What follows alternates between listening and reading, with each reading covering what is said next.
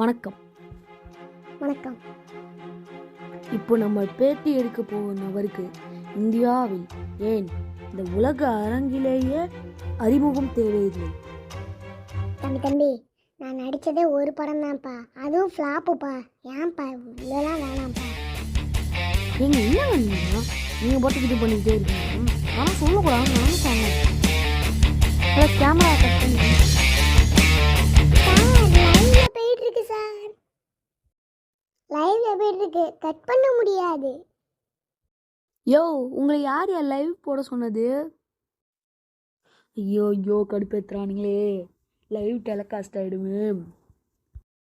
இப்போ நீங்கள் லைவ் தானே போட்டிருக்கீங்க, அது நான் லைவ் அப்படியே டெலீட் பண்ணிடுங்கயா ப்ளீஸ். எத்தனை பேரையா பார்த்துட்டு இருக்காங்க? சார் லைவ் டெலிகாஸ்ட் ஆயிடுச்சு சார். நீங்க பேச அவங்க பார்த்துக்கிட்டே இருப்பாங்க.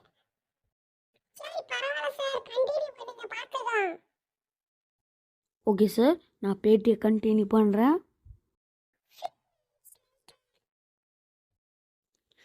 எல்லா கேள்வியும் கரெக்டாக தானே கேட்டேன். அப்படி என்ன வேலையை விட்டு தூக்குனாங்க? என்னங்க என்னங்க சொல்லு.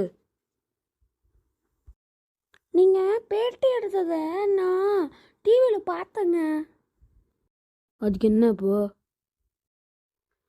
நீங்கள் ஒருத்தரை பேட்டி எடுக்கிறதுக்காக ஒருத்தரை கூப்பிட்டாங்களே, அவரோட பாடி கார்டை பேட்டி எடுத்துட்டீங்களாமே. என்ன சொல்கிற? பாடி கார்டை பேட்டி எடுத்துட்டேனா? ஆமாம், அதை தான் ஊர் முழுக்கவும் பசிக்கிறாங்க, டிவிலையும் சொன்னாங்க. இப்போ இதனால தான் இந்த வேலையை விட்டு தூக்குனாங்களா?